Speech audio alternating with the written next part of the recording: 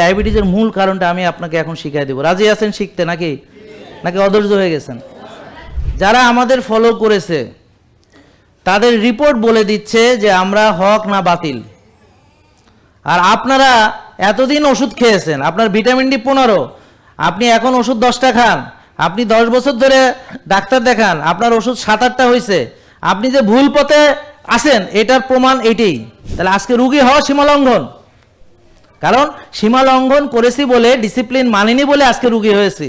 এটা আমি এখন আপনাদেরকে প্রমাণ করে দিব। মাইন্ডসেট আমাদের এখানে ফলো করে একজন গার্মেন্টস কর্মী, তিনি যদি পারেন আমরা কেন পারবো না? আসসালামু আলাইকুম রহমতুল্লাহি ওয়া বারাকাতুহু। আপনারা সবাই ভালো আছেন? আলহামদুলিল্লাহ, আল্লাহ তাআলা আমাদেরকে অনেক অনেক ভালো রেখেছেন। শুকরিয়া আদায় করি মহান রাব্বুল আলামিনের দরবারে, তিনি আমাদেরকে জ্ঞান দান করেছেন এবং তিনি আমাদেরকে আশরাফুল মাকলুকাত হিসেবে আমাদেরকে এই পৃথিবীতে পাঠিয়েছেন এবং আমাদেরকে এই পৃথিবীতে চলার জন্যে আমাদের খাবার দরকার, তাছাড়া আমরা বাঁচতে পারতাম না। তিনি আমাদেরকে এই খাবার দিয়েছেন, তিনি বাতাস দিয়েছেন, বাতাস ছাড়া মানুষ বাঁচতে পারে না। খাবার ছাড়া মানুষ কয়েক সপ্তাহ বাঁচতে পারে, কিন্তু বাতাস ছাড়া মানুষ কয়েক মিনিটও বাঁচতে পারে না। তিনি পানি দিয়েছেন, আমাদের শরীরের 70 ভাগেরও বেশি পানি। তিনি আমাদেরকে যদি এই বাতাস না দিতেন, তিনি যদি সূর্য না দিতেন, অথবা যদি রাতও না দিতেন, অর্থাৎ সূর্য সারাক্ষণ জ্বলছে, আমরা বিশ্রাম পাচ্ছি না, আমাদের রাত নেই, ঘুমাতে পারছি না, তাহলে আমরা এই পৃথিবীতে চলতে পারতাম না। তো এই যে মানুষ সেই খাবারগুলোকে বিকৃত করেছে, নষ্ট করেছে, সেই খাবারগুলোকে এমনভাবে প্রক্রিয়াজাত করেছে যে খাবার খেয়ে এখন প্রতিটি পরিবার অসুস্থ, তারা রোগী, ঘরে ঘরে ওষুধ, সবার ঘরে একটা ছোটোখাটো ফার্মেসি হয়ে গেছে। মানুষ সেই বাতাস নষ্ট করেছে। ঢাকা শহরের বায়ু এখন এই পৃথিবীর মধ্যে সবচেয়ে বিষাক্ত। বায়ু দূষণে আমরা হলাম সারা পৃথিবীতে চ্যাম্পিয়ন। মানুষ সেই পানি নষ্ট করেছে, মানুষ তার আবাসস্থলকে ধ্বংস করেছে, সে বৃক্ষ নিধন করেছে, সে গাছপালাকে হত্যা করেছে, সে নিজের জন্যে। এই যে ঢাকা শহরে এখন অ্যাপার্টমেন্ট বিল্ডিং, অর্থাৎ কবুতরের খোপের মতো বাসার ভিতরে থাকে, সেখানে দালান কোঠা, কোনো প্রাণ নেই, বাতাস ভালো না, পানি ভালো না, সেখানে কোনো অক্সিজেন গাছ কিছু নেই। আর সে বসে বসে খাচ্ছে ওই যে নষ্ট নষ্ট খাবার, তারপর অসুস্থ হয়ে খাচ্ছে ওষুধ। এভাবে একটা সময় সে ওষুধ নির্ভর হয়ে এই ডাক্তার সেই ডাক্তার, আজ এই ওষুধ সে ওষুধ, কাল এই ডাক্তারের চেম্বারে, পরশু আর এক ডাক্তারের চেম্বারে, এরপর অপারেশন, আজ রিং পরায় তো কাল বলে ওপেন হার্ট করাতে হবে, চোখ নষ্ট, চোখের লেজার, তারপর চোখের অপারেশন, তারপর লিভার, কিডনি সব নষ্ট হয়ে যাচ্ছে ধীরে ধীরে। এইভাবে সে পৃথিবী থেকে বিদায় নিচ্ছে এবং আইসিইউতে বিল আসছে অনেক লক্ষ লক্ষ টাকা। অনেক সময় লাশ বের করতে সেই বিল দেওয়ার মতো উপযুক্ত না থাকার কারণে লাশ বের করতে পারছে না। আমরা এইভাবে দেখেন ধীরে ধীরে আমাদের যে আল্লাহ যে আশরাফুল মাকলুকাত হিসেবে পাঠিয়েছিলেন এই জমিনে, তিনি খলিফা নিযুক্ত করেছিলেন আমাদেরকে, আমরা সেই জমিনকে ধ্বংস করছি। আজকে বাংলার মাটি হেভি মেটাল দিয়ে পূর্ণ, সেই খাঁটি সোনা আজ হেভি মেটাল দিয়ে সব ধ্বংস করে দেওয়া হয়েছে। একটু আগেও একটা প্রতিবেদন দেখলাম, সেখানে সব কিছুর ভিতরে হেভি মেটাল। চাল পরীক্ষা করছে, সকল ধরনের চালে হেভি মেটাল, তেল পরীক্ষা করছে, সকল ধরনের তেলে হেভি মেটাল, জমি পরীক্ষা করছে, সবখানে হেভি মেটাল। আমরা নিজের অজান্তেই কত হেভি মেটাল গ্রহণ করছি আমরা জানতে পারছি না। আমরা জানি না, আমরা যে পেস্ট ব্যবহার করি সেখানে, আমরা যে পানিতে গোসল করি, রিসোর্টে যাই, সেখানে সুইমিং পুলে নামি, সেখান থেকে শুরু করে সবখানে আমাদের, আমরা বুঝতে পারছি না, আমরা তিলে তিলে ধ্বংস হচ্ছি। মানুষ বাঁচার জন্য ডাক্তারের কাছে যায়, বাঁচতে চায়, সুস্থ থাকতে চায়, অসুখ হলে সে অসহায় হয়ে পড়ে। ডাক্তারদের দায়িত্ব এই রোগীগুলোকে সুস্থ করার পরামর্শ দেওয়া, রোগের যে কারণ তাকে বোঝানো, সেখান থেকে কি করে সে সুস্থ হবে সেটা তাকে বোঝানো, তাকে শেখানো, কিভাবে সে চললে, খাওয়া দাওয়া করলে, জীবন আচরণ করলে সে রোগ মুক্ত হয়ে, ওষুধ মুক্ত হয়ে সুস্থ হয়ে যাবে, এই পরামর্শ দেওয়া। বাস্তবতা ভিন্ন। বাস্তবতা হলো, আমি অসুস্থ হয়ে যখন ডাক্তারের কাছে দেখাতে গেলাম, তিনি আমাকে ডায়াবেটিসের জন্য 6 বেলা খাবার একটা বই ধরিয়ে দিলেন। এবং এমন বই অনেকের কাছে আছে, আপনারা নিশ্চয়ই এরকম বই পেয়েছেন, যেটা বারডেম থেকে দেয়, বা তাদের এখানে বাংলাদেশ ডায়াবেটিক সমিতির শৃঙ্খলায় জীবন। তো তাদের যে খাবারের শৃঙ্খলা, সেখানে 6 বেলা চিনি খেতে বলা হয়েছে, আবার মিষ্টি জাতীয় খাবার নিষেধ করা হয়েছে। এখন ভাত, রুটি, ফল, দুধ ইত্যাদি খাবার যে শরীরের ভিতরে চিনি হিসেবে আলটিমেটলি শোষিত হয়ে চিনি হয়, এই গবেষণা লব্ধ জ্ঞানটি এই আমাদের তথাকথিত ডাক্তারদের না থাকার কারণে, বা তারা জেনেও আপনাদেরকে না জানানোর কারণে, বা আপনাদেরকে সতর্ক না করার কারণে, তারা একদিকে চিনি জাতীয় খাবার নিষেধ করে আবার অন্যদিকে 6 বেলা চিনি খাবার পরামর্শ দিচ্ছে। সেখানে দেখেন, আপনি যদি 1600 ক্যালোরির একটা বই আপনি দেখেন, তো এখানে 250 গ্রাম আছে কার্বোহাইড্রেট, 250 গ্রাম, তাহলে 1 চা চামচে থাকে 5 গ্রাম, 1 টেবিল চামচে 15 গ্রাম, তাহলে 250 গ্রাম মানে কতখানি আপনারা ভেবে দেখেন। একটা মানুষ আমার কাছে এসেছে, তার সুগার পেয়েছে হঠাৎ করে 14। আমি তাকে পরামর্শ দিছি তাকে 6 বেলা চিনি খাওয়া। সকালে রুটি খাবে মানে চিনি, একটু পরে আবার মুড়ি বিস্কিট খই খাবে, সকালে কেউ কেউ ডালও খায়, কেউ আবার দুধ চাও খায়, কেউ আবার দুধ চায়ের মধ্যে চিনিও দেয়। এরপর আবার দুপুরে সে ভাত ডাল, সেটাও চিনি, বিকেলে নাস্তায় ফল খাচ্ছে বা মুড়ি বিস্কিট খই, সেটাও চিনি, রাতে রুটি ডাল খাচ্ছে, সেটাও চিনি, ঘুমানোর আগে দুধ খাচ্ছে, সেটাও চিনি। এই বইয়ের ভিতরে আপনারা দেখবেন সেইভাবে খাবার দেওয়া হয়েছে যে একটা লোক যেন 250 গ্রাম মানে 1600 ক্যালোরির একটা চার্টে 250 গ্রাম তার শরীরে চিনি ঢুকে, যেখানে সে এসেছে চিনি কমাতে আমাদের কাছে। তো ডায়াবেটিসের ডাক্তার দেখাতে গেলে তারা একটা এরকম বই ধরিয়ে দেয়, কারো থেকে 50 টাকা নেয় নাকি আমি জানি না। তারপরে তাকে ভিজিট নিয়ে তাকে একটা ওষুধ লিখে দেয়, 2টো ওষুধ লিখে দেয়, তার জীবন শুরু হলো। আর আপনারা বুঝতেই পারছেন, চিনি বেশি রুগী যদি 6 বেলা চিনি খায়, তা তো জীবনে কোনোদিন ভালো হবে না। তো সে একটা পার্মানেন্ট রুগী হলো। ওই রুগীটা তার সারা জীবন ডাক্তার দেখাতে হবে, এটা পার্মানেন্ট করলো। তাহলে এই আমরা গিয়েছিলাম তাদের কাছে সুস্থ হতে, রোগমুক্ত হতে, আমরা ওষুধযুক্ত হলাম। এরপর চিকিৎসা করতে করতে এক সময় আমার চোখের সমস্যা, সেই চোখের সমস্যা নিয়ে এবার আমি চোখের ডাক্তারের রুগী হলাম। আমার ডায়াবেটিসের সংখ্যা, ওষুধের সংখ্যা বেড়ে যাচ্ছে, আর ডায়াবেটিসের সংখ্যা, গ্লুকোজের সংখ্যা এটা লাফ দিয়ে বাড়ছে। আমার এখন চিনির মাত্রা বেশি, সঙ্গে যুক্ত হয়েছে উচ্চ রক্তচাপ। আমার ওষুধ সংখ্যা বেড়ে এখন হয়েছে 5-6টি। এক চোখের সমস্যা দেখা দিয়েছে, চোখের জন্য ড্রপ, মলম, লেজার শুরু হয়ে গেছে। ডাক্তার বলছে আপনার চোখ এই ডায়াবেটিক রেটিনোপ্যাথিতে ধরেছে। এখন আমার প্রশ্ন, আমি তো ডায়াবেটিসের চিকিৎসা করাচ্ছি, আমি তো ডাক্তার দেখাচ্ছি, তাদের নিয়মে 6 বেলা চিনি খাচ্ছি, তাদের দেওয়া ওষুধ খাচ্ছি, তাদের মাসে মাসে পরীক্ষা করাচ্ছি, ভিজিট দিচ্ছি, তাহলে চোখ কেন নষ্ট হলো? এটার উত্তর তারা দিবে না। আর যদি বেশি প্রশ্ন করেন, বলে আপনি ডাক্তার নাকি, বেশি বুঝেন, তো ওনারা আমাকে ধমক দিয়ে থামিয়ে দিলেন। তো আমি এখন আর দেখা যাচ্ছে যে তাকে জিজ্ঞেস করলাম, তাকে আমি টাকাও দিলাম, ভিজিট দিলাম, বললাম ভাই রোগটা কেন হলো? আরও বলে আপনি ডাক্তার, আপনি বেশি বুঝেন, তো ঠিক আছে ভালো। তো ভাই আপনি তো ডাক্তার, তো ভালো, তা আপনি বুঝাই দেন যে আমি তো চোখের চিকিৎসা এই করাচ্ছি, ডাক্তার বলেছে ডায়াবেটিসের কারণে চোখ নষ্ট হয়েছে, তা আমি মাসে মাসে আসলাম, আমি তো ডায়াবেটিস চেক করালাম, আমি তো আপনার দেওয়া ওষুধ খেলাম, আপনার দেওয়া 6 বেলা চিনিও খেলাম, তা আমার তো চোখটা বাঁচলো না, তাহলে আমি এই এত চেষ্টা কেন করলাম? আর তাছাড়া আমি এই এতদিন চিকিৎসা করার পরে আমার ওষুধ বাড়তেছে কেন? আমার প্রেশারটাও যুক্ত হলো, এখন আস্তে আস্তে আমার লিভারের সমস্যা দেখা দিচ্ছে, বললো ফ্যাটি লিভারও ধরা পড়েছে। এখন আমি যে কথাগুলো বলছি এগুলো হচ্ছে আমাদের বাস্তব চিত্র, সমাজ থেকে উঠে আসা বেশিরভাগ মানুষের জীবনের এটা হলো এক্সপিরিয়েন্স। আপনারা কি আমার সঙ্গে একমত, নাকি আপনাদের ভিন্ন কোনো অভিজ্ঞতা আছে?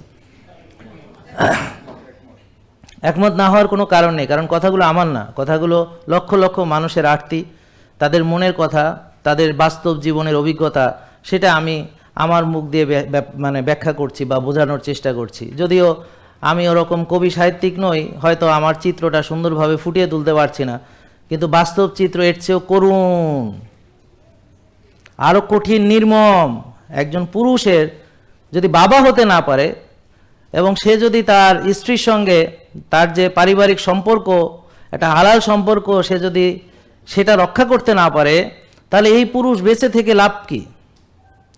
এই ঘটনা ঘটছে ডায়াবেটিসের চিকিৎসা করাতে করাতে করাতে করাতে একটা পুরুষ তার পুরুষত্বহীন হয়ে যাচ্ছে, ইডি হচ্ছে, তার প্রজনন ক্ষমতা নষ্ট হচ্ছে। এরকম বহু রোগী আমাদের আছে যারা একসময় এরকম কষ্টে ছিল, আত্মহত্যা করবে চিন্তা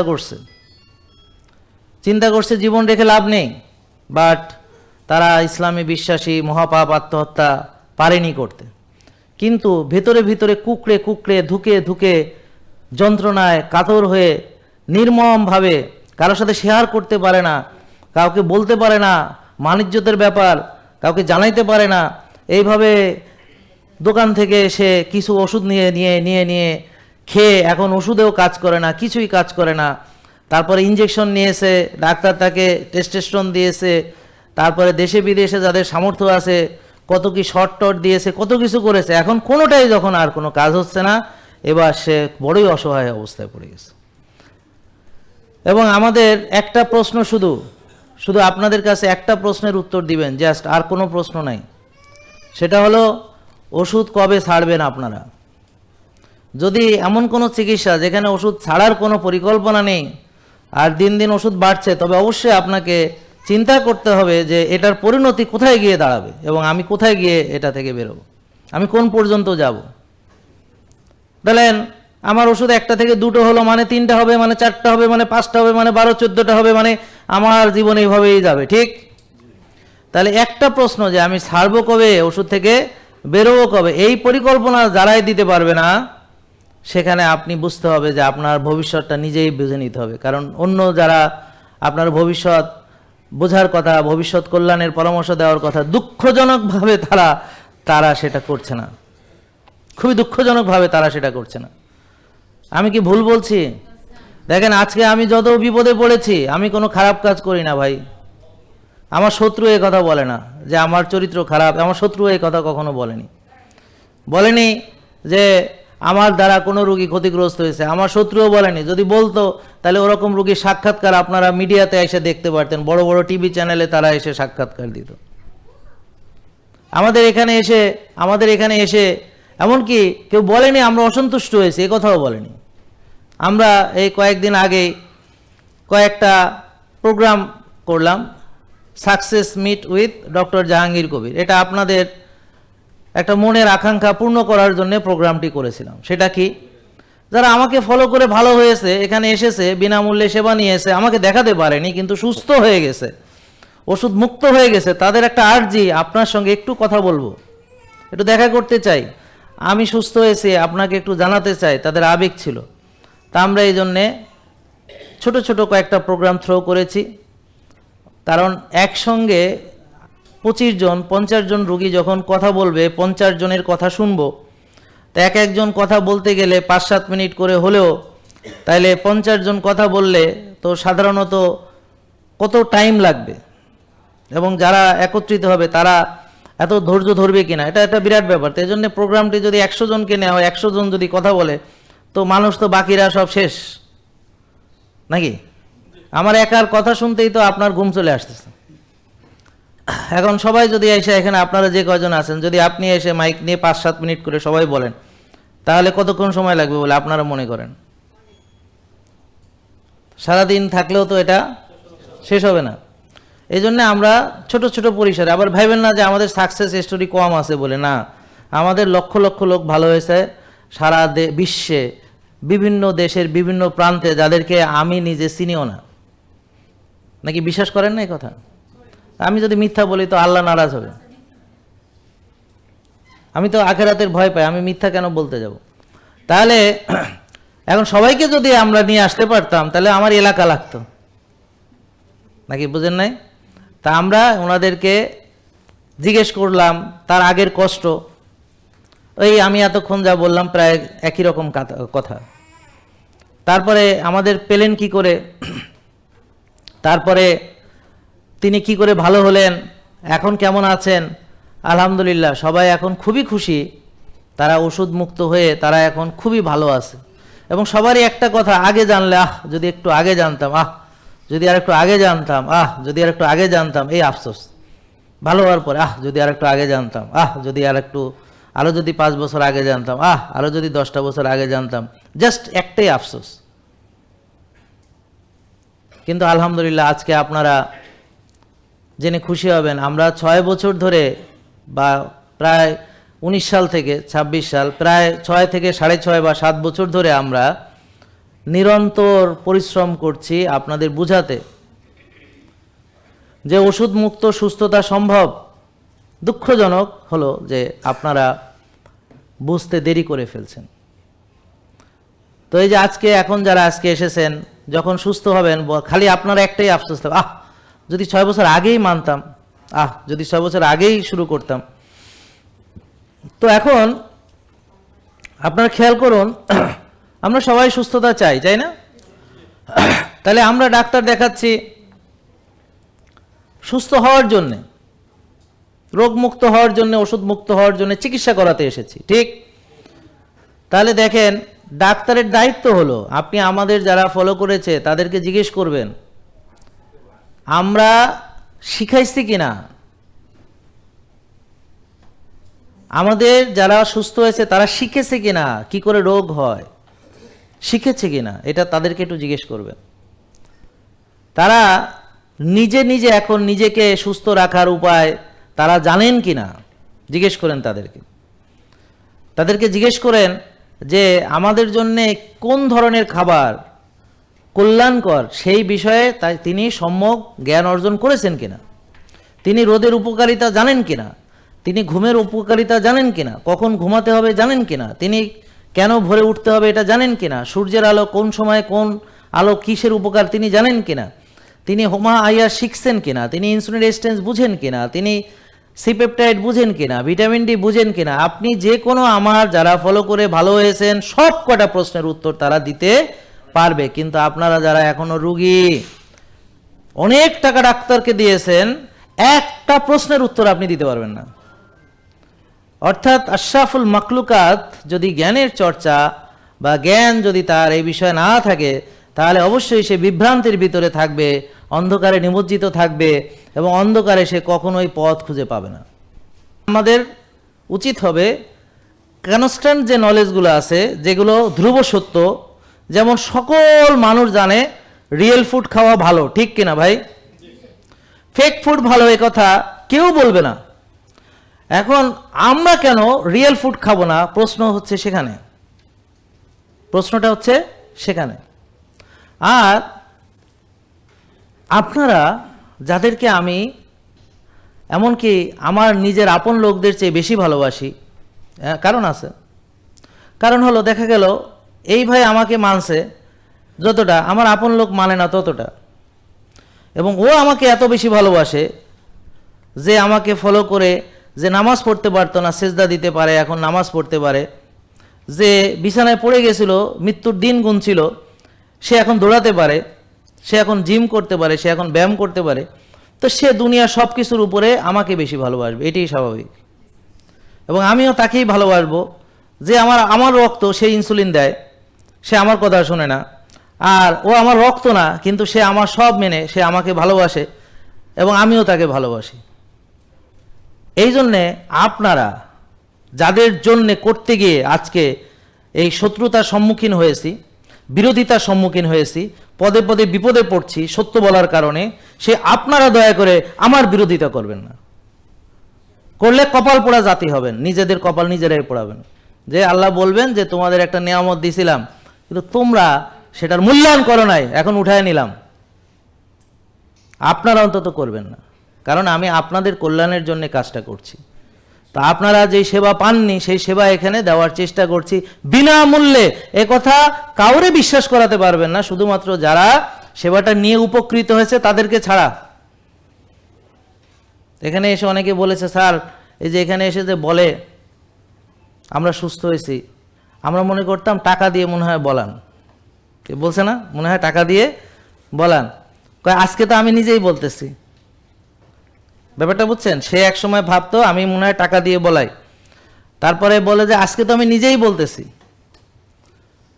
তো এরকম আপনারাও যারা আমাদের সম্পর্কে জানেন না, অতএব যে ধারণাই আপনার আসে না কেন সেটা এখন আপাতত পজ করে রাখেন, তারপর আমাদের যেই পরামর্শ গ্রহণ করেন, আমরা যে কথাগুলো বলছি সেগুলোর উপরে আমল করেন, মানার পরে আপনি সুস্থ হয়ে তারপর আমাদের সম্পর্কে ধারণা তৈরি করেন, রোগ মুক্ত হয়ে ওষুধ মুক্ত হয়ে তারপর গিয়ে আমাদের সম্পর্কে ধারণা তৈরি করেন। সেটা হলো সঠিক ধারণা হবে। আর এখন কার কাছে কি শুনেছেন, কোথায় কি দেখেছেন, কি করেছেন, কোন ভুয়া পেজ ফলো করেছেন, কোন প্রতারকের ফাঁদে পড়েছেন, সেগুলো দিয়ে আমাদের বিচার করলে আমাদের উপর জুলুম হবে, এবং জুলুমটা হবে আপনার পক্ষ থেকে। আমরা কারো প্রতি জুলুম করছি না। তাই একজন আলেম আমার বক্তৃতা শোনার পরে বলে যে আমার একটা ভুল ধারণা আজকে চলে গেল। উনি অনেক বড় শাইখুল হাদিস, ওনার হাজার হাজার ছাত্র, উনার বুখারীর উপরে উনি পাঠদান করেন বহু বছর ধরে, ওখানে একটা বিরাট বড় একটা মসজিদের উনি খতিব, এবং উনি ওই এলাকার খুব বিখ্যাত একজন আলেম, শাইখুল হাদিস, নাম বলতেছি না। মানে আমি যে ইমাম সাহেবের মনে করেন প্রোগ্রামে গেছি তারও উনি উস্তাদ, আর ওনার আছে এরকম হাজার হাজার ছাত্র সারা পৃথিবীতে। উনি বলতেছে আপনার সম্পর্কে আমার একটা ভুল ধারণা ছিল, আজকে আপনার বক্তব্য শোনার পরে সেটা ভেঙে গেল। তো দেখেন ভুল ধারণা কি, বলে যে আমি ভাবছিলাম যে আপনি সব এই আল্লাহর দেওয়া হালাল খাবারকে হারাম করে দিচ্ছেন, তো হালাল খাবারকে যে হারাম করবে সে তো কোরআনের সাথে বেঈমানি করবে। এত মুখরোচক খাবার, এত সুন্দর সুন্দর খাবার, এত সুস্বাদু খাবার, হালাল খাবার, বিরিয়ানি হালাল খাবার, শাহী জিলাপি হালাল খাবার, পেঁয়াজু বেগুনি হালাল খাবার আমরা হারাম করে দিছি। এই জন্যে আমি বললাম, তা আজকে আমার কথা শোনার পর ওনার ভুল ভাঙছে, উনি অকপটে সেটা স্বীকারও করলেন। যারা প্রকৃত জ্ঞানী তারা সঠিক জ্ঞান পাওয়ার পর তাদের ভুল স্বীকার করতে এক মুহূর্ত দেরি করে না, সঙ্গে সঙ্গে শুনলাম, মেনে নিলাম এবং বুঝলাম, এবং যেটা সঠিক সেটাকেই মেনে নিলাম। কিন্তু যারা সঠিক জ্ঞানী নয় তারা নিজের বিশ্বাসের উপরে অটল থাকে, যে সেটা বিশ্বাস করে ভুল কি শুদ্ধ মানতেও রাজি না, এর বিপক্ষে যেই বলবে সেই শত্রু মাইন্ডসেট। আমাদের এখানে ফলো করে একজন গার্মেন্টস কর্মী, তিনি যদি পারেন আমরা কেন পারবো না? তাকে আমরা জিজ্ঞেস করলাম কি করে পারলেন বোন আপনি? অনেক তো কোটি কোটি টাকার মালিক ভয় পায়, বলে 1000 কোটি টাকা লেগে যাবে এখানে। মিথ্যা, ওরা আর এক শয়তান আমাদের প্রতি মিথ্যা প্রপাগান্ডা ছাড়াইতেছে, শয়তানি করে বেড়াচ্ছে। তো ভয় দেখায় আপনাকে, টাকার ভয় দেখায়, প্রোডাক্টের দাম বেশি, কিন্তু জানে না যে এই 1 লিটার অলিভ অয়েল একজন খেলে অন্তত 6 মাস যাবে, 2 জন খাইলে অন্তত 4 মাস যাবে, এটা জানে না। প্রতিদিন খাবার খরচ অলিভ অয়েলের ক্ষেত্রে আমরা হিসাব করে দেখেছি 15-20 টাকারও আসে না, অথচ সে মাসে 15-20 হাজার টাকার ওষুধ খায়, আর 10 লিটার সয়াবিন খায়, 6 বেলা খায়, আটা ময়দা যা খায়, মাসে 30-40 হাজার টাকা খালি বাজার খরচই আছে। আর ওদিকে গয়নাগাটি কেনে, ওদিকে ঈদে জামা কাপড় কেনে, রোজার মাসে 3 গুণ বেশি খরচ করে খায়, তারপর ওষুধ খায়, অপারেশন করায় আরও দাম দিয়ে 15-20 লাখ টাকা খরচ করে, ইন্ডিয়া যায় চিকিৎসা করায়, সিঙ্গাপুর যায়, একটা ইনসুলিন নেয় তার দাম 16,000 টাকা। বুঝতে পারছেন? ওই দিন একজন এসে আমাকে বললো যে তিনটা ইঞ্জেকশনে 30,000 টাকা চলে গেছে। একজন প্রধান শিক্ষক, আপনি ছিলেন কিনা ওই প্রোগ্রামে, তিনটা ইঞ্জেকশনে 30,000, তার মাত্র 3টা ইঞ্জেকশনের কথা সে গল্প দিয়েছে, আরও তো হাজার হাজার টাকা, লাখ লাখ টাকার ওষুধ, 15-20 বছরে কত টাকা ডাক্তারকে দিয়েছে, কত টাকার ওষুধ খেয়েছে, কত টাকার পরীক্ষা নিয়ে, সেগুলো না, শুধু মাত্র 3টা ইঞ্জেকশনের গল্প দিয়েছে। কিন্তু উনি কি ভালো হয়েছেন? না। আমরা যে এত কথা বলতেছি, আমি যদি ভালো হইতাম আমি 30,000 না 3 লাখ খরচ করতাম, কিন্তু আমি ওষুধ মুক্ত হইতে চাই। তো আপনারা কি ওষুধ মুক্ত হয়েছেন? না। বোঝা গেল? তাহলে কল্যাণ খাবার সেটাই একদম সহজ সংজ্ঞা হলো আল্লাহ যেটা যেভাবে দিয়েছেন, আল্লাহ যেটা যেভাবে দিয়েছেন সেটা। আর আপনি আপনার সামর্থ্য অনুযায়ী আপনার জন্য সর্বোৎকৃষ্টটা আপনার সামর্থ্য অনুযায়ী আপনার জন্য। যেমন বোন, আপনি যদি সঙ্গতি না থাকে আপনি সরিষা খান, সঙ্গতি থাকলে আপনি অলিভ অয়েল খান, সাথে কোকোনাট অয়েল খান, সাথে ঘি খান, কিন্তু বেশি খাওয়া তো আমাদের নাই। আমরা তো খাবার ব্যাপারে সীমা লঙ্ঘন করতে পারবো না। খাবারের সীমা আমাদের জন্য নির্ধারিত, সবচেয়ে বেশি খেলেও 3 ভাগের 1 ভাগ খাবো। তাহলে আজকে রুগী হওয়া সীমা লঙ্ঘন, কারণ সীমা লঙ্ঘন করেছি বলে, ডিসিপ্লিন মানিনি বলে আজকে রুগী হয়েছি। এটা আমি এখন আপনাদেরকে প্রমাণ করে দিব।